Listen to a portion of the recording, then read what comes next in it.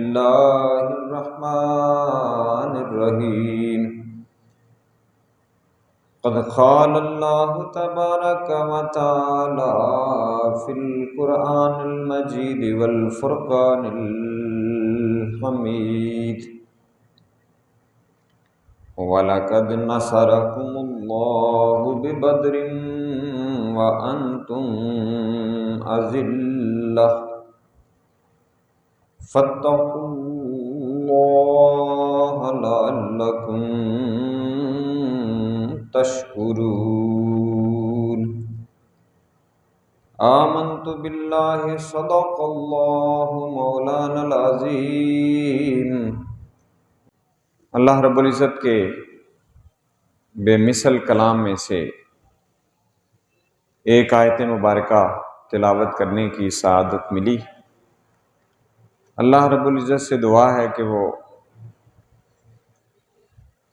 اپنے پاک کلام کو پڑھنے کی، سمجھنے کی اور صحیح سمجھ کر عمل کرنے کی توفیق عطا فرمائے۔ رمضان المبارک کا آج 18واں روزہ ہے اور 17 رمضان المبارک بڑا تاریخ اسلام میں تاریخی دن ہے کہ جس میں اسلام اور کفر کی سب سے پہلی جو جنگ ہوئی، غزوہ ہوا، جسے غزوہ بدر کے نام سے یاد کیا جاتا ہے۔ اس اعتبار سے 17 رمضان المبارک جو ہے یہ حضرت سیدہ عائشہ صدیقہ عفیفہ رضی اللہ تعالی عنہا کا بھی یوم وصال ہے۔ اللہ رب العزت ان مقدس بزرگ ہستیوں کے صدقے سے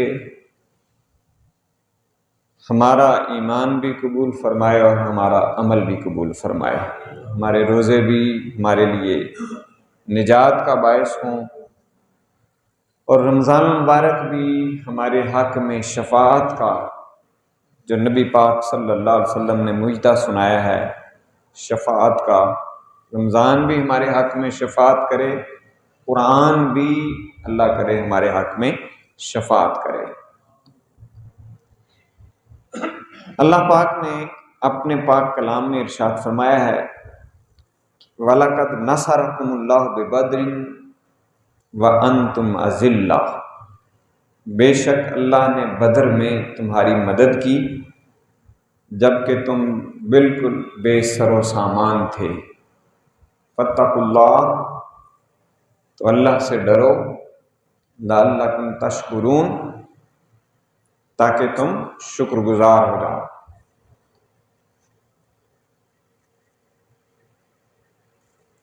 یہ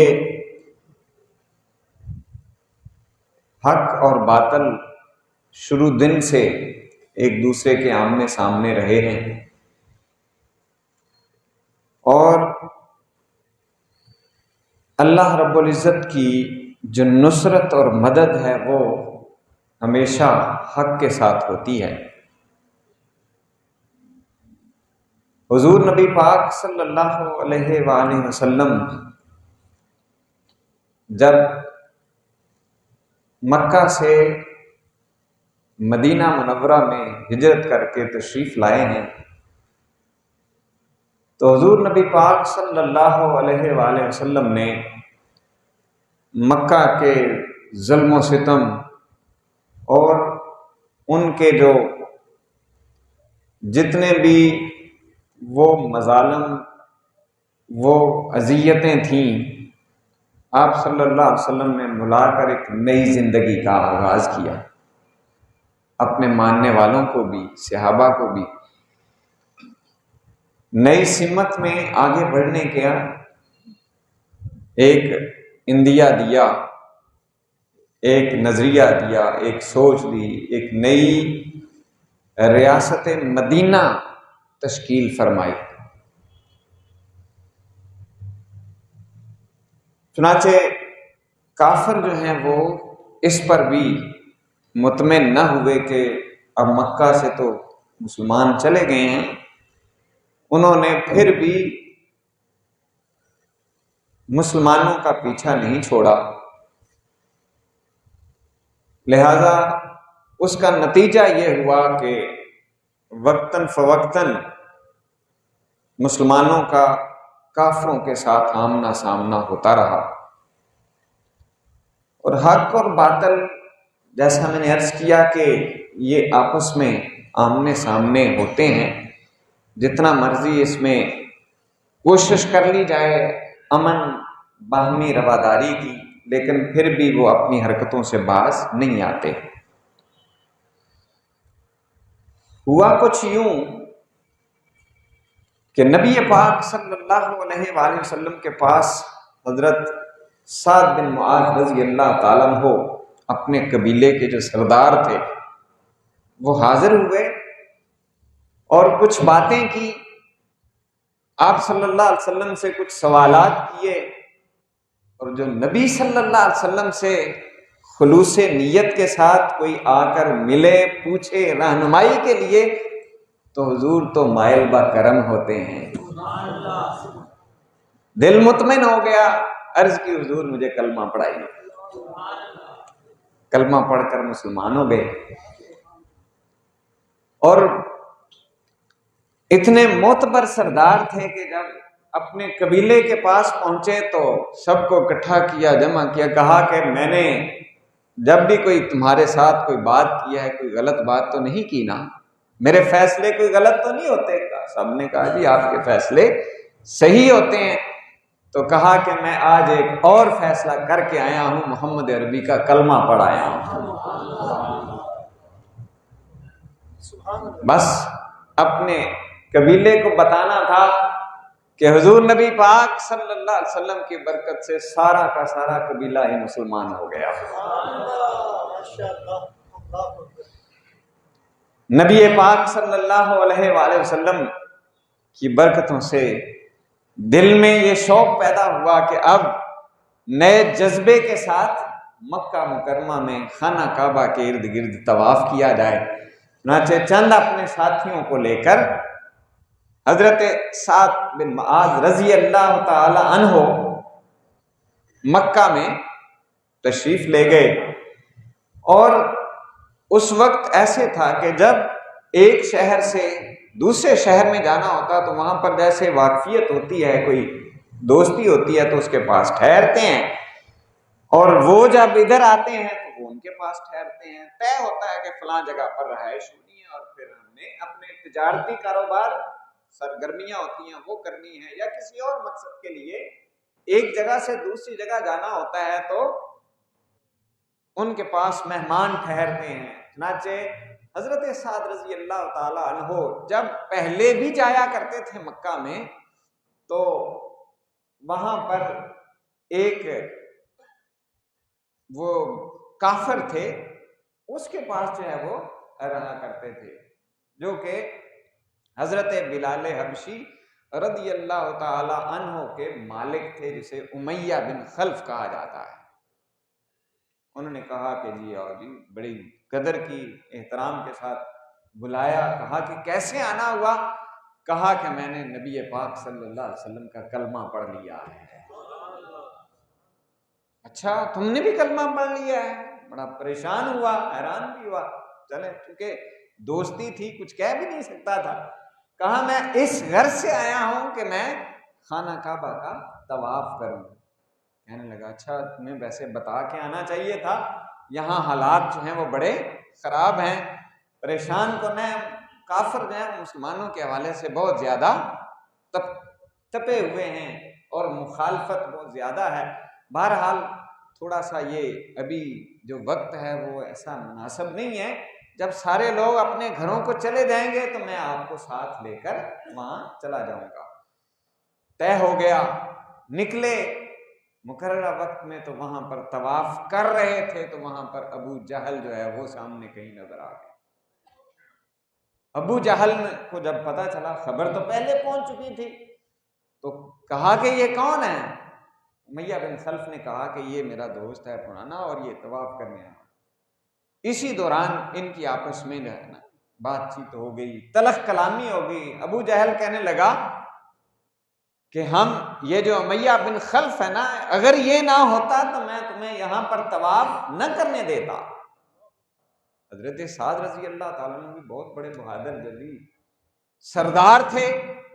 کہا کہ ابو جہل اگر تم یہ کہتے ہو کہ امیہ بن خلف نہ ہوتا تو میں تمہیں طواف نہ کرنے دیتا، فرمایا یاد رکھو تمہارے قافلے مدینہ کے قریب سے گزرتے ہیں، اگر تم ہمارا یہ رستہ روکو گے تو ہم تمہارا وہ رستہ روک دیں گے۔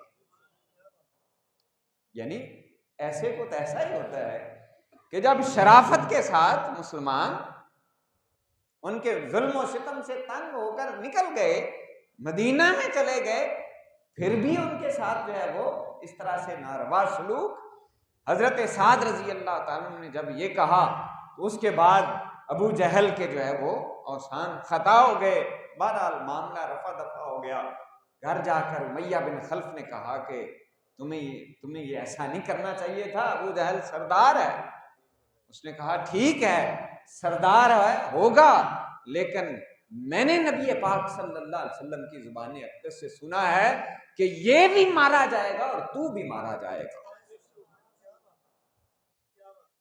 امیہ بن خلف حیران ہو گیا، پریشان ہو گیا، ڈر گیا، چونکہ دل سے تو وہ جانتے تھے نا کہ حضور نبی پاک صلی اللہ علیہ وسلم کی زبان سے نکلا ہوا جملہ پورا ہو کر رہتا ہے۔ گھبرا گیا، باہر خاموشی اختیار کر لی، واپس چلے گئے۔ چنانچہ حضور نبی پاک صلی اللہ علیہ وسلم کو سارا واقعہ جا کر بتایا۔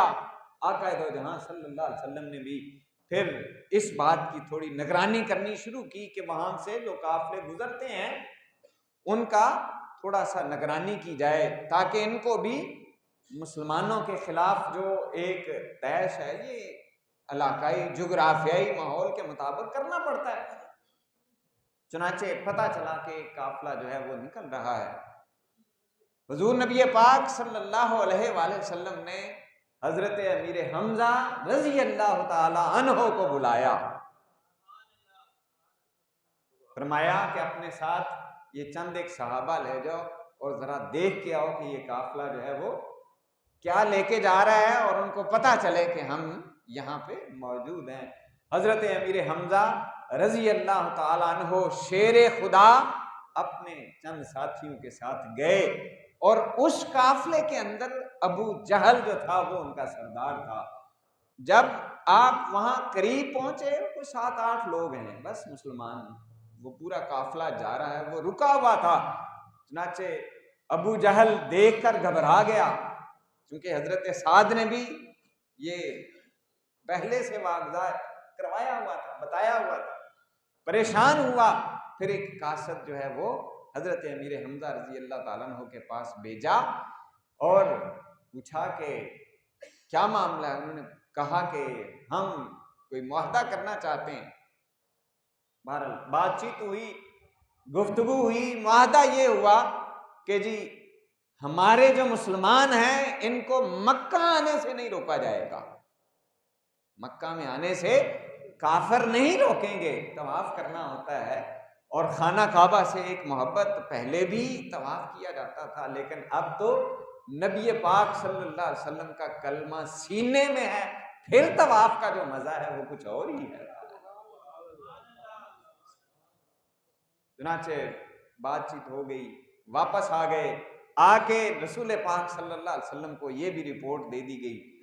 پھر ایسا ہوا کہ ایک چند جو ہے وہ لوگ مسلمانوں کے جانور چرا رہے تھے مدینہ کی حدود کے اندر، تو کافروں کا ایک گروہ، جابر قہر بن جابر فہری اس کا نام بتایا جاتا ہے، وہ اور چند لوگ جو ہے انہوں نے حملہ کر دیا اور مسلمانوں کے جانور بھی چھین لیے، اور جو مسلمان وہاں پر اس کی نگرانی میں تھے ان میں سے اکثر جو ہے وہ شہید کر دیے۔ ان میں سے ایک جو ہے وہ زندہ بچ گیا، اس نے آ کر مدینہ میں بتایا کہ اس طرح سے کافروں نے ہمارے اوپر حملہ کر دیا ہے۔ چنانچہ نبی پاک صلی اللہ علیہ وآلہ وسلم نے چند صحابہ بھیجے، ان کا پیچھا کیا اور ان سے وہ اپنا مال بھی بچا لیا اور وہ اگرچہ بھاگ گئے۔ اس طرح سے یہ ایک سبب بنا جو بدر کا باعث بنا اور اس کی وجہ بنا۔ لیکن اس سے بھی آگے بڑھ کر ایک اور واقعہ ہوا، یعنی ایک تو جو حضرت امیر حمزہ رضی اللہ تعالیٰ عنہ نے معاہدہ کیا تھا اس کی خلاف ورزی ہوئی کہ تم ہمیں تکلیف نہیں پہنچاؤ گے، ہم تمہیں نہیں پہنچائیں گے، ہم تمہارا راستہ نہیں روکیں گے، تم ہمارا راستہ نہیں روکو گے۔ لیکن جب اس کی خلاف ورزی ہو گئی، پھر ایک قافلے کے بارے میں پتہ چلا تو حضور نبی پاک صلی اللہ علیہ وسلم نے اس کی خبر لینے کے لیے بھی خود قیادت کی اور جتنے صحابہ موجود تھے انہی کو ساتھ لیا اور آگے موو کیا۔ جب آگے بڑھے تو پتہ چلا کہ وہ تو قافلہ آگے نکل چکا ہے، لیکن وہ قافلہ جناب حضرت ابو سفیان کی زیر نگرانی تھا جو ابھی مسلمان نہیں ہوئے تھے۔ چنانچہ انہیں جب خبر ہو گئی، چونکہ جاسوس جو ہے وہ بھیجے ہوئے ہوتے ہیں خبریں اکٹھی کرنے کے لیے، انہوں نے کیا کیا کہ اپنا راستہ بدل لیا اور قافلہ جو ہے وہ حفاظت کے ساتھ آگے نکل گیا۔ لیکن احتیاطاً انہوں نے چونکہ واپس بھی اس رستے سے آنا تھا تو انہوں نے کہا کہ جی مکہ میں جو ہے وہ خبر بھیج دی جائے کہ مسلمان جو ہیں وہ ہمارا پیچھا کر رہے ہیں اور اس کا کوئی حل تلاش کیا جائے۔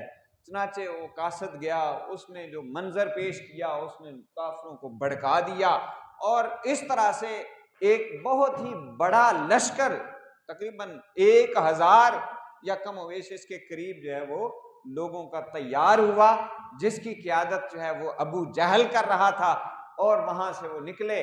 لیکن راستے میں ہی آئے تو انہوں نے دوسری خبر بھی پا لی کہ جو قافلہ ہے وہ محفوظ ہے، خطرات ٹل چکے ہیں، لیکن وہ تکبر اور نحوست کے اندر، نخوت کے اندر اس قدر وہ پرجوش تھے، انہوں نے کہا کہ ہم وہاں پر جائیں گے، بدر تک جائیں گے اور وہاں پر چند دن رہ کے آئیں گے تاکہ ہماری دھاک بیٹھ جائے اور مسلمان جو ہیں وہ ہمارے روب اور دبدبے سے ڈر جائیں۔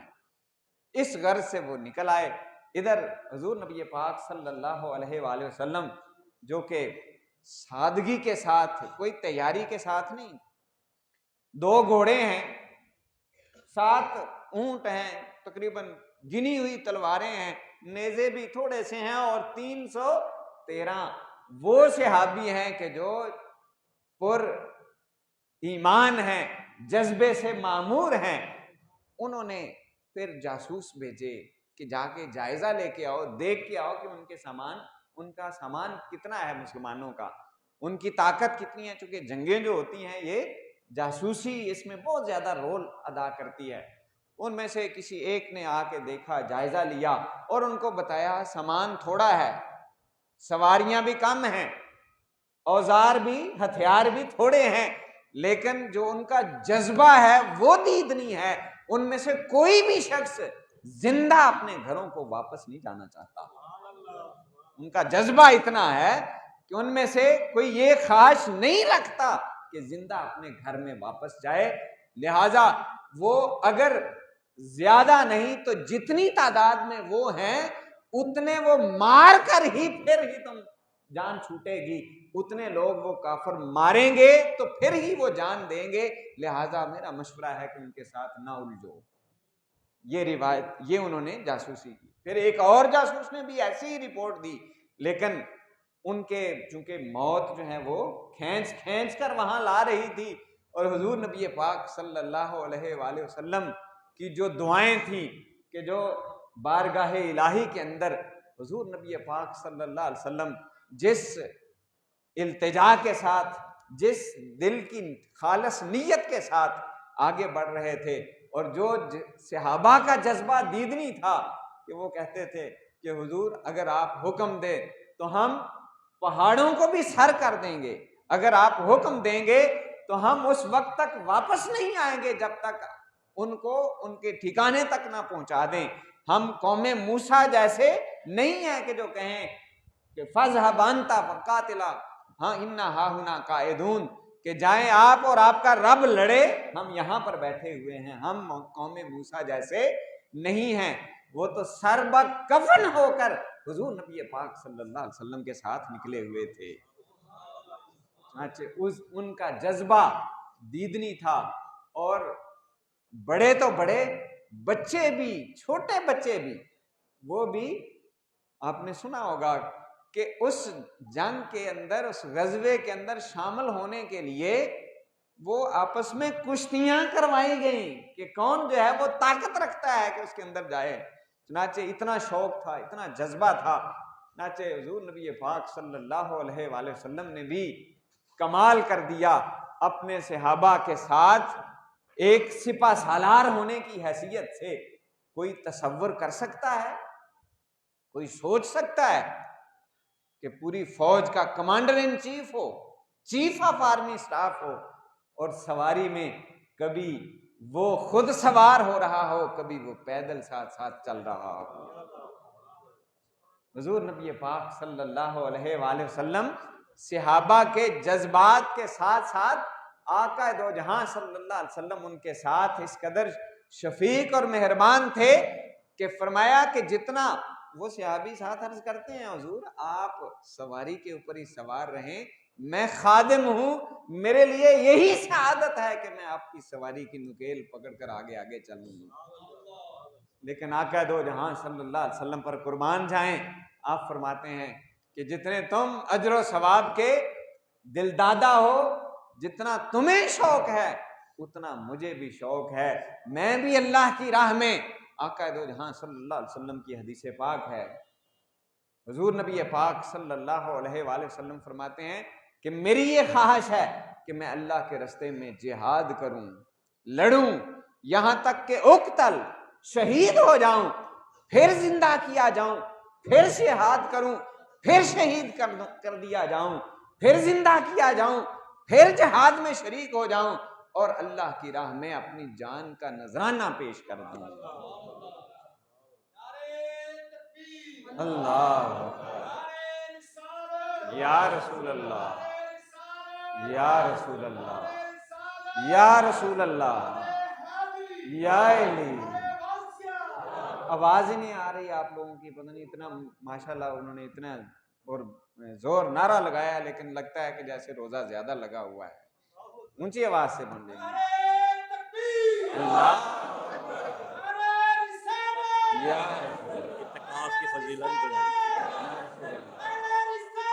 یا رسول اللہ، یا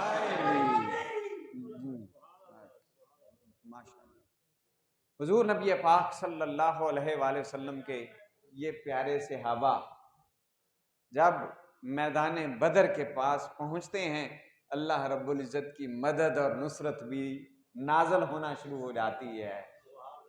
آقا دو جہاں صلی اللہ علیہ وآلہ وسلم کے یہ جان نثار صحابہ جو واقعتاً اگر تصور کریں، سوچیں، سامنے آپ سے کئی گنا زیادہ، کیا نسبت ہے 313 کی 1000 کے ساتھ؟ 3 گنا زیادہ ہیں،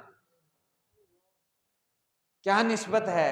کیا تصور ذہن میں رکھ کے سوچیں کہ حضور نبی پاک صلی اللہ علیہ وسلم کے وہ شانہ بشانہ ہیں، حضور نبی پاک صلی اللہ علیہ وسلم کے حکم کے منتظر ہیں، اور اللہ رب العزت نے پھر ان کے اس جذبے کو ہی دیکھ کر فرمایا کہ اگرچہ تم تعداد میں تھوڑے تھے، وَلَقَدْ نَصَرَكُمُ اللَّهُ بِبَدْرٍ، اللہ نے تمہاری مدد بدر کے اندر کی ہے، اور اس کے اوپر فرمایا لَعَلَّكُمْ تَشْكُرُونَ، تاکہ تم شکر گزار ہو جاؤ۔ اللہ رب العزت نے کرم نوازی فرمائی، اور حضور نبی پاک صلی اللہ علیہ وسلم نے بھی حد کر دی۔ عرض کی آپ صلی اللہ علیہ وسلم نے چادر مبارک ایسے رکھی ہوئی ہے، دعا کر رہے ہیں، ہاتھ بلند کیے ہوئے ہیں، اللہ کے سامنے مانگ رہے ہیں، قربان جائیں آپ کی دعاؤں کے۔ روایات میں ہے کہ آپ صلی اللہ علیہ وسلم اس قدر جذباتی ہو جاتے ہیں کہ آپ کی چادر مبارک بھی نیچے کو گر جاتی ہے۔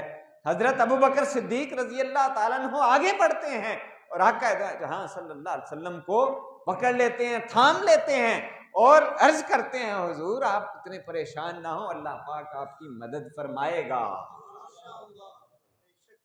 اللہ پاک آپ کی ہماری مدد فرمائے گا۔ آپ کو معلوم ہے غار ثور کے اندر کیا ہوا تھا؟ اذ یقول لصاحبہ لا تحزن ان اللہ معنا۔ حضور نبی پاک صلی اللہ علیہ وآلہ وسلم سیدنا ابو بکر صدیق رضی اللہ تعالیٰ عنہ کو دلاسا دے رہے ہیں، صدیق پریشان نہ ہو، اللہ ہمارے ساتھ ہے، صدیق پریشان نہ ہو۔ اور یہاں کیا ہو رہا ہے؟ حضور آپ پریشان نہ ہو، اللہ تعالیٰ مدد فرمائے گا، اللہ ہمارے ساتھ ہے۔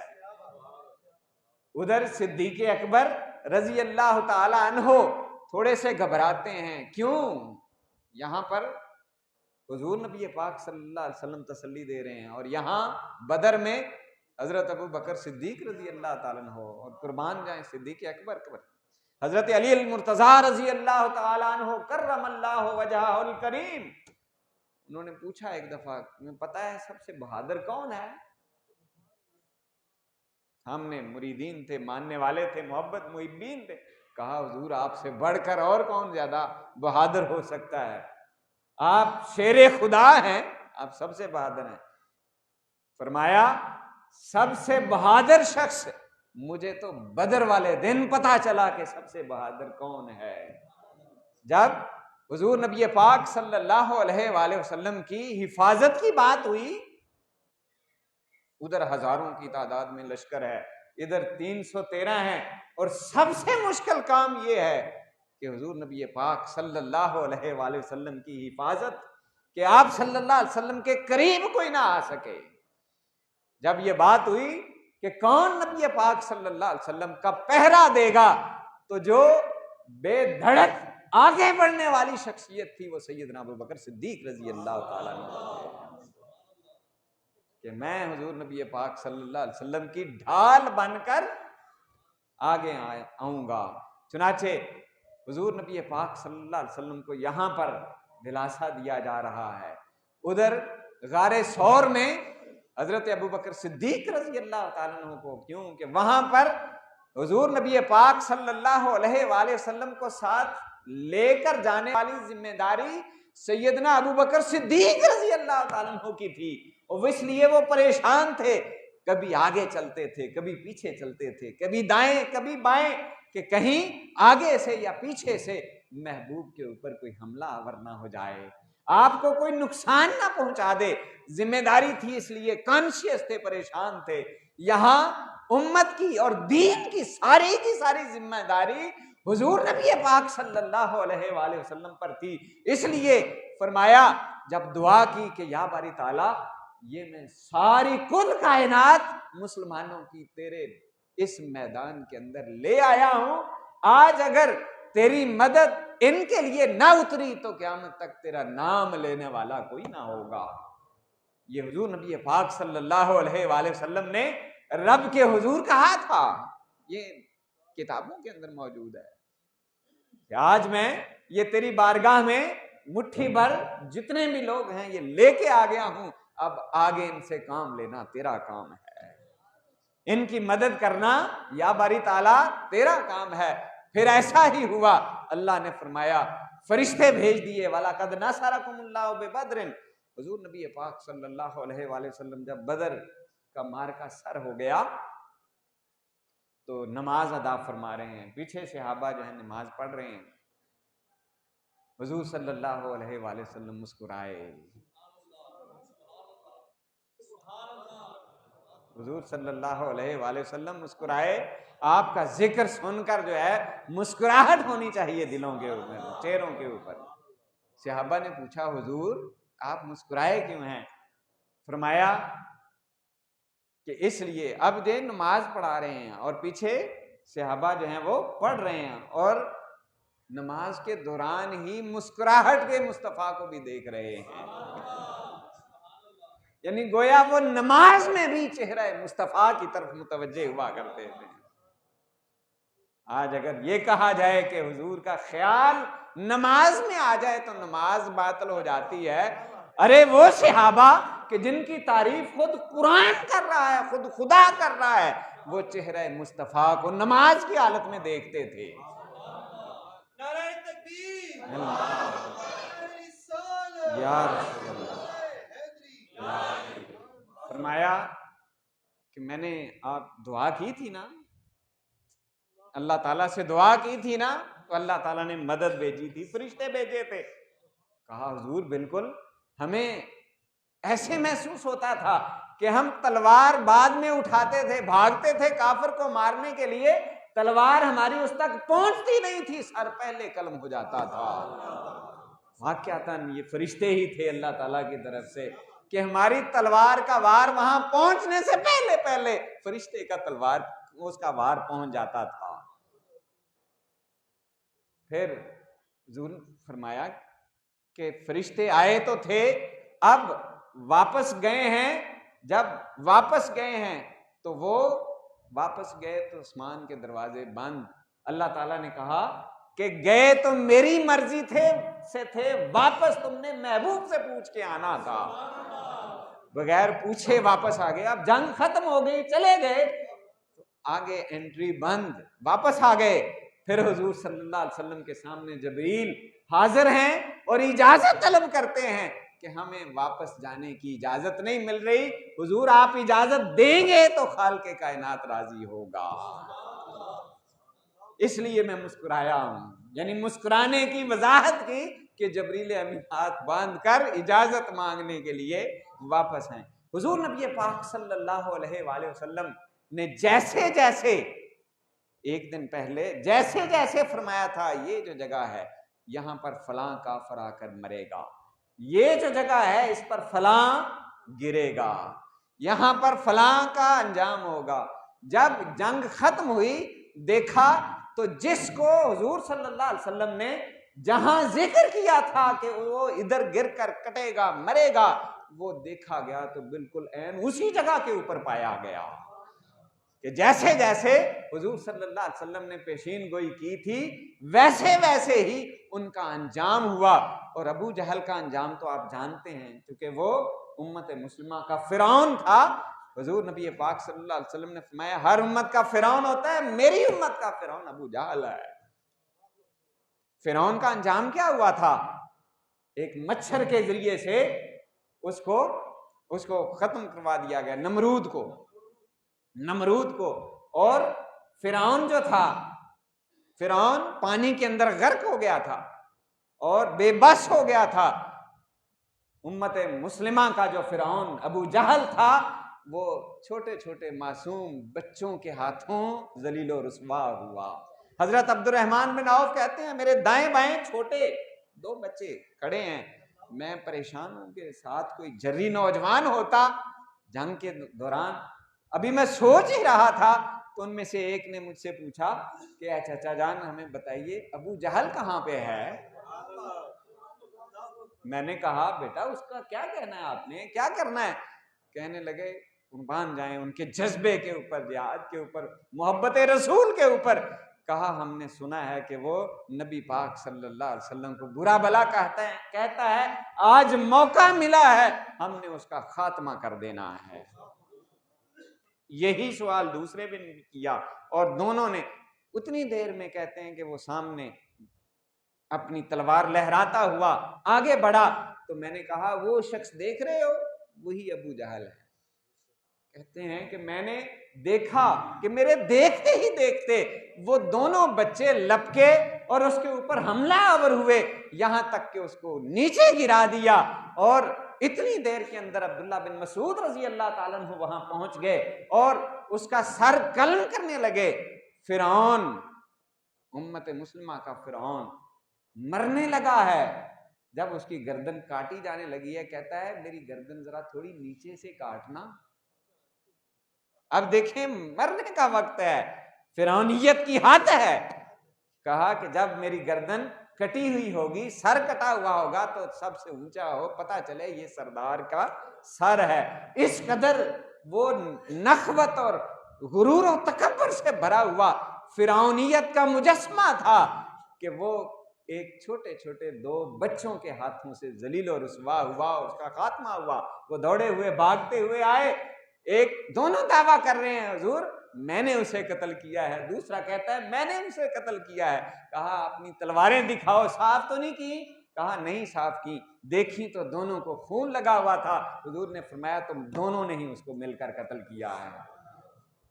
قربان جائیں اس جذبہ جہاد کو، آج اس جذبہ جہاد کو تازہ کرنے کی ضرورت ہے، آج اس بات کی ضرورت ہے۔ آج کہیں جہاد کا نام تک ختم ہو گیا ہے۔